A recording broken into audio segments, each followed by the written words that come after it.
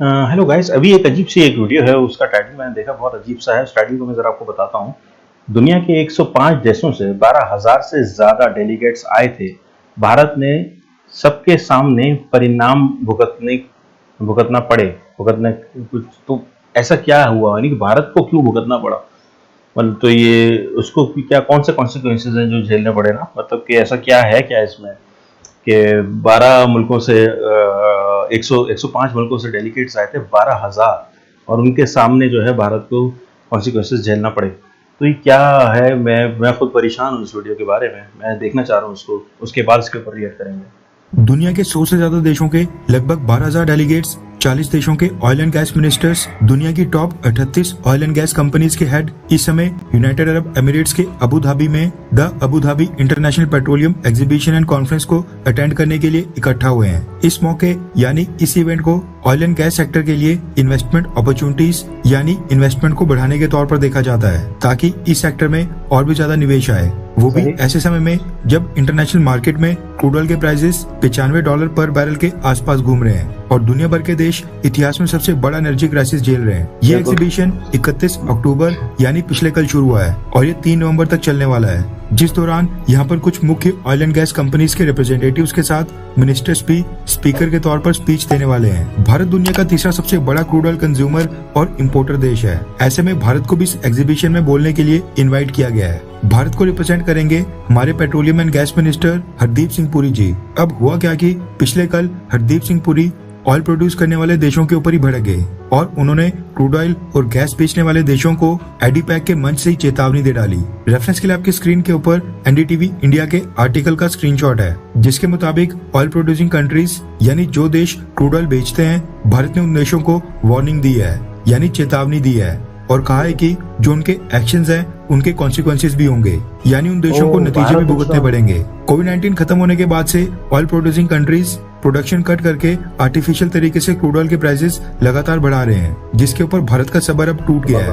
और भारत के oil and gas minister Hardeep Singh Puri ji ने ऑयल प्रोड्यूस करने वाले देशों को चेतावनी दे दी है। हरदीप सिंह पुरी का प्रमुख काम है देश के लिए सस्ते दाम पर क्रूड ऑयल और नेचुरल गैस का प्रबंध करना, जिसमें उनको काफी दिक्कतें आ रही हैं। ऐसे में उन्होंने एडीपैक एनर्जी कॉन्फ्रेंस में जाकर वहां पर दुनिया के सामने क्रूड ऑयल बेचने वाले देशों के ऊपर अपनी भड़ास निकाली है और उनको उनकी हरकतों के खिलाफ वार्न किया है। एनडीटीवी इंडिया की रिपोर्ट के मुताबिक हरदीप सिंह पुरी ने पिछले कल एक स्टेटमेंट दी है, जिसमें उन्होंने मिडिल ईस्ट के गल्फ देशों को कहा है कि अगर वो देश यहाँ से क्रूड ऑयल की कीमतों को और भी ज्यादा बढ़ाते हैं तो इसके कारण दुनिया भर में जो रिसेशन आ रहा है, जो स्लो डाउन आ रहा है, वो और भी गहराते जाएगा और साथ में लंबे समय तक भी चलेगा। हमें पता है कि प्रोडक्शन कट करने से संबंधित जो डिसीजंस होते हैं, ये सभी देशों के सॉवरेन डिसीजंस होते हैं। जो भी किसी चीज का प्रोड्यूसर होता है, उसको अधिकार होता है कि वो कितना प्रोड्यूस करे और कितना सेल करे, यानी कितना बेचे। लेकिन मैं ऐसे देशों को एक चीज साफ तौर पर कह दूं कि हर एक एक्शन के कॉन्सिक्वेंसेस भी होते हैं, यानी नतीजे भी होते हैं, इंटेंडेड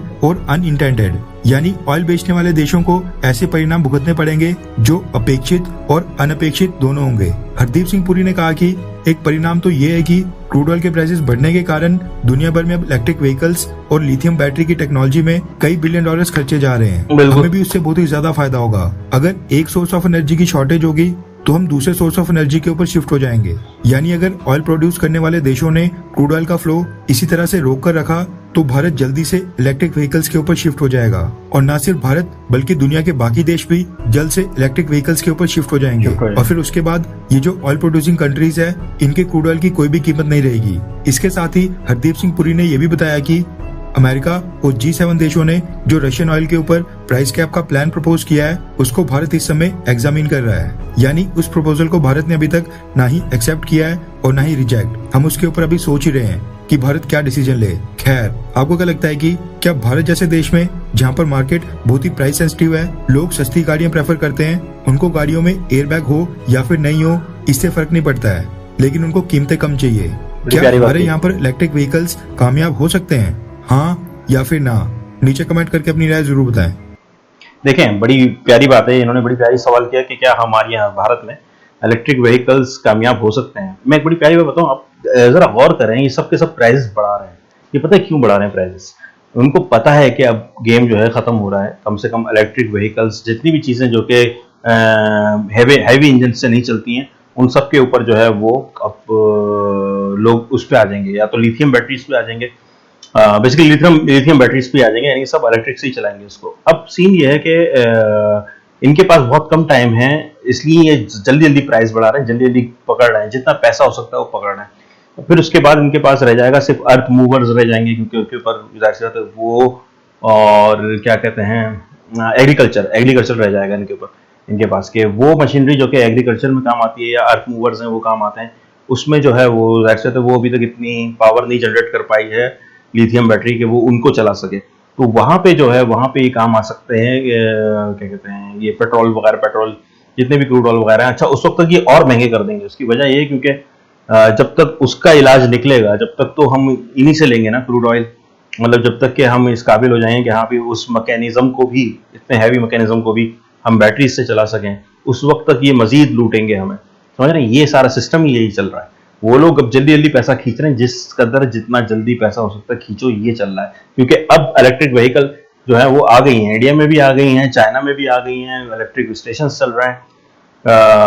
वो चार्जर, यानी कि आपने गाड़ी पार्क की, सामने चार्जर होगा, आप उसमें चार्जर लगा दें, वो चार्ज भी हो रही है, पार्क भी हो रही है। तो ये चीजें अब होना शुरू हो चुकी हैं, लोग आ चुके हैं ऑलरेडी इलेक्ट्रिक पे। उसकी एक वजह ये भी है कि पेट्रोल अगर मैं कहता हूँ 10 रुपए का भी हुआ ना तो भी लोग इलेक्ट्रिक पे आएंगे।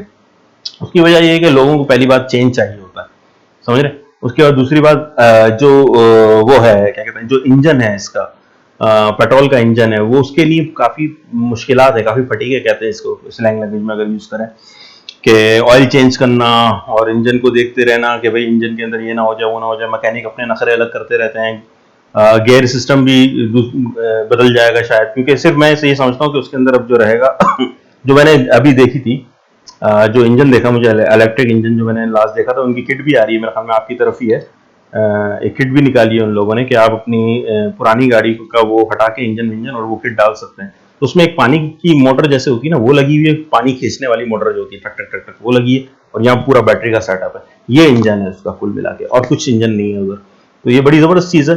तो मतलब आपका रह क्या गया, अब आपका सिर्फ नीचे के वो व्हील्स रह गए, व्हील बेयरिंग हो गए, जंप्स हो गए, ये सारे मैकेनिक का काम इतना रह जाएगा, समझ रहे हैं। वो इंजन जो कि खतरनाक चीज होती थी, ये लोग खराब कर दिया करते थे अक्सर मैकेनिक इस चक्कर में कि हम ही से खरीदेगा इंजन, हम ही से बनवाएगा, तो वो उस हेडिक से बच जाएंगे। तो बहुत सारे लोग, मैं बता रहा हूँ ना कि अगर पेट्रोल सस्ता भी हुआ ना तो लोग इलेक्ट्रिक की तरफ आ ही रहे हैं, क्योंकि और इलेक्ट्रिक अब घर की खेती भी हो चुकी है कई लोगों की सोलर की वजह से, और भी बहुत सारे इसके अल्टरनेटिव हैं, हाइड्रो एनर्जी है, इसके अलावा वो भी है, पंचक्की चलती है।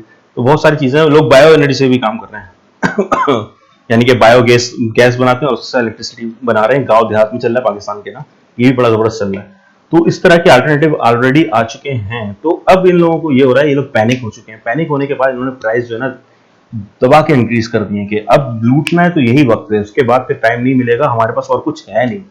तो ये सारा प्रॉब्लम है। अच्छा, भारत ने चेतावनी दे दी कि भारत स्ट्रांग हो चुका है ऑलरेडी, वो जो मुआहिदा उससे चल रहा है इसका रशिया से, तो भारत अपनी अपनी ग्राउंड बचा चुका है। अब अगर ये भारत का बायकाट भी करते हैं ना तो भारत इनका डबल बायकाट कर देगा, और फिर भारत खुद भी हो सकता है कि इस सिलसिले में आगे बढ़ रहा हो, क्योंकि उसने इस तरह का चैलेंज किया, वैसे ही लग रहा है कि वो खुद भी मैदान में उतर सकता है। क्या पता कोई रिजर्व मिल गया हो भारत के अंदर भी हो ऑयल के रिजर्व, क्योंकि ऑयल के रिजर्व तो हैं कई कंट्रीज में है, लेकिन कुछ एम्बार्गोस की वजह से वो लोग निकाल नहीं रहे। तो होंगी कोई मसलियत होगी, हो सकता है कि किसी मुआहदे के तहत वो भारत उससे निकल रहा हो और अब वो भी आ रहा हो इस सिलसिले में, कभी देख लेते हैं कुछ भी होगा। वैसे बात यह है कि उन्होंने सीधे सीधे चेतावनी ये दी कि भाई हम इलेक्ट्रिक पे आ जाएंगे और फिर तुम लोगों का जो है बेड़ा गर्क हो जाएगा। अच्छा, ये बात वो पहले से ही जानते हैं, इसलिए वो जल्दी जल्दी कर रहे हैं। तो ये अजीब सी भागदौड़ सी लगी हुई है। लेकिन अब ये कि अब हम लोग जो है इससे निकल रहे हैं, जितना ये कहते हैं ना कि आखिर में मुश्किलें इतनी पड़ी कि आसान हो गई, तो ये महंगा होगा, पेट्रोल बहुत ज्यादा महंगा हो जाएगा until unless we shift to something else। चलें, खैर गाइस, बहुत अच्छी वीडियो थी, बहुत अच्छा इसका रिव्यू रहा। चलें, लाइक एंड सब्सक्राइब जरूर कीजिएगा, और चैनल में इन लोगों का लिंक है, इनको भी लाइक एंड सब्सक्राइब कर दीजिए। मिलते हैं नेक्स्ट वीडियो में, टेक केयर।